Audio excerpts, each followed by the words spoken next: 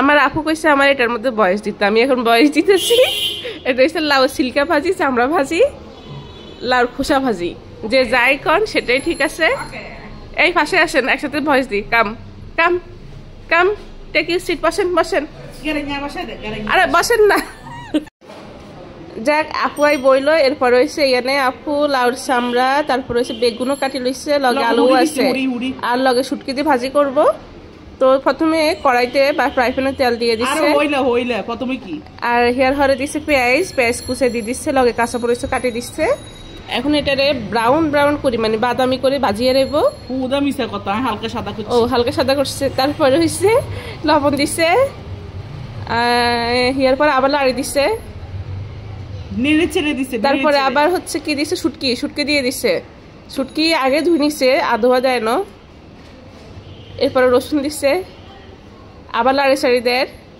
এটা ভালো মতো ভাজা হয়ে গেলে এখানে আর একটু হলুদ দিয়ে দিচ্ছে, একটু জিরা গুঁড়া দিচ্ছে, এরপরে আরও অ্যাড করছে মরিচের গুঁড়া। তারপরে এটা ভালো করে আবার লাড়ি চাড়িয়ে নিচ্ছে। নেওয়ার পরে ভালো মতো যখন এটা কষানো হয়ে গেছে, কষানোর পরে এখানে ধুয়ে রাখা সেই লাউয়ের খোসা বা চামড়া যেটাই বলি, বেগুন আলুর যে সবজি মিক্স ছিল সেটা ধুয়ে দিয়ে দিচ্ছে। এটাকে ভালো মতো এখন রান্না করে নিতেছে। নেওয়ার পরেই কিন্তু আসল টেস্টটা পাওয়া যাবে। নর্মালি আঙ্গ ঘরে কিন্তু লাউ কাটলে লাউর চামড়া রাখি দেয় নয়, এই লাউর চামড়া দিয়ে কিন্তু আরেকখান তরকারি হয়ে যায়। আর এই তরকারি খাইতে সবাই অনেক বেশি পছন্দ করে, যার কারণে বিভিন্ন সময় বিভিন্নভাবে এই লাউর চামড়া কিন্তু আঙ্গ ঘরে ভাজি করা নয়।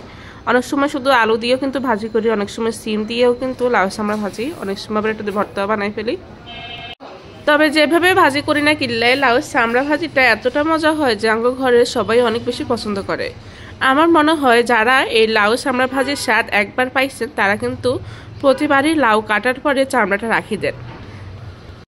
তবে আমার বলা এই রেসিপিগুলোর বাইরেও যদি আপনারা কোনোভাবে লাউ চামড়া রান্না করে থাকেন বা ভাজি করে থাকেন বা কোনো রেসিপি জানা থাকে, অবশ্যই কিন্তু শেয়ার করবেন কমেন্ট বক্সে, তাহলে ওই রেসিপিটাও আবার ট্রাই করুন।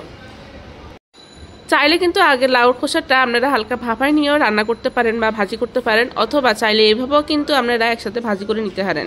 ফাইনালি লাউর চামড়া বা লাউর খোসাটা আমার ভাজি হয়ে গেছে।